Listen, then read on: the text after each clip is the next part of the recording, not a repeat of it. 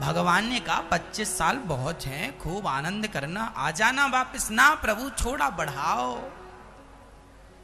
भगवान बोली अब देखो हमारे पास तो अब साधन नहीं है बढ़ाने का, हमने तो 25 फिक्स की है। अच्छा, तब तक क्या हुआ, भगवान के पास बैल आ गया। बैल ने कहा प्रभु आपने हमें बहुत आयु दे दी, हम तो बैल हैं, बोझा ढोएंगे, खेत जोतेंगे, ज्यादा जी के क्या करेंगे, बहुत जिएंगे तो बहुत काम करना पड़ेगा, आपने हमें ज्यादा आयु दे दी तो हमसे आयु 25 साल वापस ले लो। तो बैल ने अपनी आयु लौटाई तो लाइन में मनुष्य खड़ा था, भगवान यहां ट्रांसफर करो,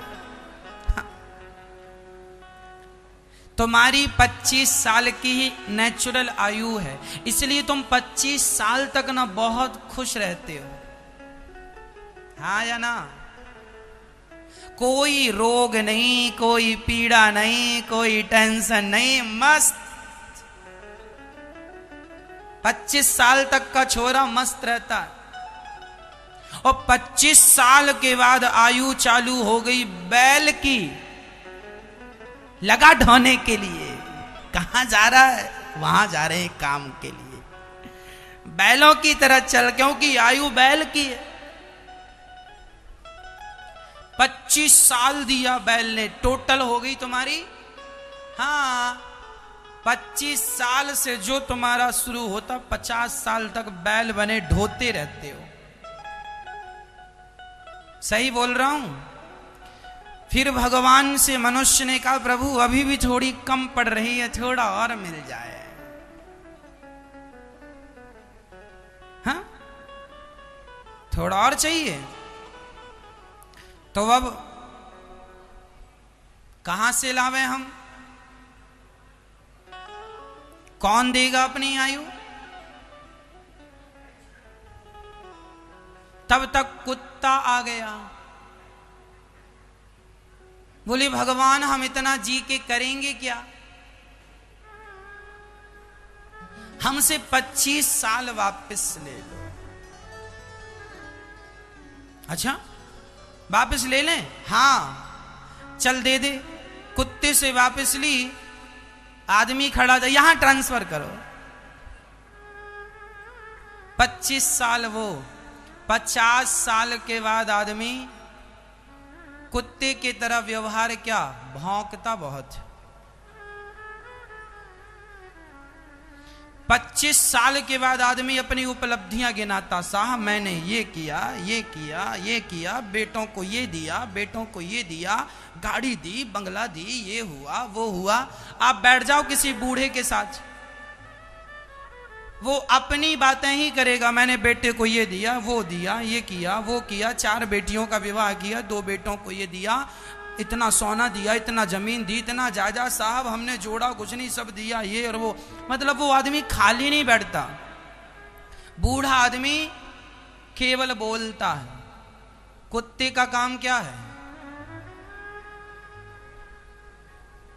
क्या काम है? भौंकना। आदमी बस वही करता है। 50 साल के बाद 75 साल तक वह सिर्फ एक ही काम करता है, अपनी उपलब्धियां गिनाता है। जबकि हम ये भूल जाते हैं कि हमारा इस संसार में कोई अस्तित्व नहीं है। एक बार मथुरा के एक बहुत बड़े पैसे वाले व्यक्ति थे, उनके घर में एक संत जी आ गए। वो अहंकारी व्यक्ति, इतना सच्ची वो बहुत बड़ा पैसे वाला था। संत जी आए तो वह यही कहे, महाराज ये मेरा घर है, ये मेरा बेडरूम है, ये मेरा इतना बड़ा बेडरूम है, ये मेरा डाइनिंग रूम है, ये मेरा मास्टर बेडरूम है, ये है, वो अपना ये पार्क है, महाराज ये इतना बड़ा घर है, इतनी बड़ी कोठी, आपके आशीर्वाद से मेरे 4 बच्चे हैं, चारों की इतनी बड़ी बड़ी कोठियां हैं, और खूब पैसा दिया भगवान ने, खूब नाम है, खूब इज्जत है, और खूब बातें कर रहा, मेरा ये महाराज जी मेरे तो ये प्लॉट हैं, ये फैक्ट्रियां, इतना कुछ। संत जी पक गए उसकी बातों से। जब से आया हूं भगवान की एक चर्चा नहीं की इसने, भगवान के बारे में इतनी सी चर्चा इसने अभी तक नहीं छेड़ी, केवल अपना गुणगान गा रहा है। तभी संत जी ने देखा वहां पर ग्लोब रखा हुआ था। ग्लोब जानते हैं स्कूलों में होता है, जिसमें पूरी दुनिया का मानचित्र होता है, नक्शा। ग्लोब रखा था। महात्मा जी ने उसे घुमाया और पूछा ये क्या है। महात्मा जी को पता था पर पूछा ये क्या है। उस व्यक्ति ने कहा आपको नहीं पता, ये ग्लोब है, इसमें पूरी दुनिया का नक्शा है। अच्छा, इसमें सब दुनिया का नक्शा है? हाँ, तो बताओ इसमें मेरा भारत कहाँ है। उसने घुमाया, बोले ये मेरा भारत है। अच्छा, इसमें भारत भी? अच्छा बताओ भारत में ये उत्तर प्रदेश कहाँ है? तो ग्लोब में जरा नक्शा छोटा होता है, भारत का नक्शा ही इतना बड़ा होता उसमें। अब इतने बड़े में उत्तर प्रदेश कितना होगा उसमें? ग्लोब में इतना सा उत्तर प्रदेश। अच्छा ये बताओ इस उत्तर प्रदेश में मथुरा कहाँ है? अब बहुत ध्यान से ढूंढा तो एक बिंदी रखी थी, डॉट। ये मथुरा लिखा था छोटे से अक्षर में, मथुरा, ये मथुरा। अच्छा, अब ये बताओ इस ग्लोब में मथुरा तो मिल गया, ये बताओ तुम्हारा घर कहाँ है? इसमें तुम्हारा घर दिख रहा कहीं? संत जी ने पूछा बताओ इस नक्शे में, ग्लोब में तुम्हारा घर दिख रहा कहीं? ना महाराज, इसमें हमारा घर नहीं दिख रहा। पागल, दुनिया के मानचित्र में तुम्हारी हैसियत कितनी है? क्या औकात है हमारी, जो हम इतना बड़ा, इतनी बड़ी बड़ी बातें कर रहे हैं, हमारा ये हमारा वो। चार, मैं तेरे पास 1 घंटे से खड़ा हूं, तूने एक बार भगवान का धन्यवाद नहीं दिया कि ये जो प्रॉपर्टी धन दौलत है ये सब भगवान की कृपा से है। तूने अपने आप को श्रेय दिया है, मैंने ये, मैंने वो, मैंने। इसके पीछे भगवान की कृपा को महसूस कर कि तेरी मेहनत से ज्यादा तेरे ऊपर भगवान की कृपा है। लेकिन लोग ऐसे हैं कि जिस मां से जन्म लेते हैं, जिस मां का दूध पीते हैं, लोग तो उसी मां को छोड़ देते हैं। तो तू भगवान, आजकल तो बेटा अपनी मां का एहसान नहीं मानता, तो भला लोग भगवान का एहसान क्यों मानेंगे? आज तो लोग मां का भी एहसान, जो मां का एहसान मानते हैं ऐसे लोगों को हम प्रणाम करते हैं। जो अपनी मां का एहसान मानते उन्हें प्रणाम। पर आज बहुत लोग अपनी मां का भी एहसान नहीं मानते, तो भगवान का क्यों मानेंगे? पागल, तेरे पास धन है, अच्छा है, लेकिन ये ना कहे कि ये तेरा है, सब भगवान का है, ये मान। और अब तू अपना मन भगवान में लगा, तेरा बुढ़ापा आ गया, दुनिया में तेरी क्या हैसियत है? कितना भी तू जोड़ ले पर तेरा कितना बड़ा नाम होगा, क्या बांध कर ले जाएगा? इसलिए अहंकार ना कर, तेरा असली धन भगवान का नाम है, ये सब यहीं धरा रह जाएगा। तेरे साथ तो तेरे नाम, तेरे भगवान का नाम, पुण्य तेरे साथ जाएगा, इसलिए उसे इकट्ठा कर।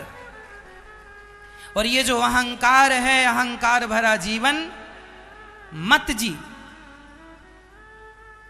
मैया जी सच्ची है ना, हम लोग अहंकार कर लेते हैं, कुत्ते की तरह व्यवहार हो जाता है लोगों का, बात बात पे झगड़ा करता है। कुत्ते की जरा रोटी कोई छीन ले या कुत्ते के पास खड़ा हो जाए कोई, तो वो ना गुर्राता है। कुत्ते के पास कोई खड़ा हो जाए तो गुर्राता है, भौंकता है, टेढ़ी आंखों से देखता है। ऐसे ही आजकल का आदमी है, गुर्राता है, ये बात बात पर विवाद करता है। क्योंकि आयु किसकी है? आयु किसकी चल रही है? कुत्ते की। अब भगवान ने कहा चल अब तो हो गई तेरी 75 साल ना, भगवान थोड़ा सी और मिल जाए। खड़ा रहा, तब तक उल्लू आया। उल्लू ने कहा प्रभु हमारी आयु वापस लो, हम क्या करेंगे इतना, चल वापस कर दे। उल्लू की आयु वापस ले ली भगवान ने, और मनुष्य बोला हमें दे दो, तो मनुष्य को दे दी गई। 75 के बाद आदमी यदि जिंदा रह जाए तो बूढ़ा आदमी क्या करता? पहले के सीसीटीवी कैमरा क्या होते थे? बूढ़े लोग, कौन आया कौन गया। हमारे गांव में एक सज्जन अभी भी हैं,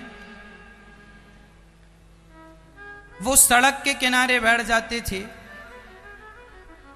और पूरा जब तक बैठते थे एक एक आदमी का हिसाब रखते थे, कौन कहां गया, कब गया। गाड़ी से भी गया तो ध्यान से देख कौन जा रहा है ये, अच्छा फलाने का लड़का। अरे वो जा रहा है, कहां जा रहा, तुम्हें क्या। बूढ़ा आदमी यही देखता। इसलिए हम कहते हैं कि आप अपने आप को इन बुराइयों से बचा के रखना। हमें आयु मिली है 100 साल की, 100 साल में कुछ आयु आप कमाई में लगाओ, पैसा कमाओ, पत्नी को कुछ समय दो, पुत्रों को कुछ समय दो, संस्कार दो, बच्चों को, पत्नी को समय दो, माता पिता को समय दो, बिजनेस व्यापार को समय दो, और जो भी समय बचे वो बचा हुआ समय भगवान को दो। यही जीवन की सार्थकता है। व्यर्थ में ना किसी की निंदा करना, ना कुत्ते की तरह भौं भौं करना, ना उल्लू की तरह किसी को ताकना, ना बैल की तरह सारी जिंदगी बोझा ही ढोते रहना। ढोते ढोते मर जाओगे, कुछ हाथ लगने वाला नहीं। सारा धन कमा कमा के बच्चों को दोगे, अंत में बच्चा सारा लेके घर से निकाल देंगे। हाँ, गौरी गोपाल वृद्धाश्रम में माताएं रहती हैं हमारी, बहुत सारी माएं ऐसी हैं जो कहती हैं सारी दौलत ले ली बेटे ने, चेकों में साइन करवा लिया और अंत में निकाल दिया घर से। फिर आजकल तो बेटे भी सगे नहीं हैं, तो आप किस पे भरोसा करेंगे। आपके बेटे अच्छे हैं, पर जो बेटे ऐसे हैं जो अपनी मां अपने बाप के साथ अत्याचार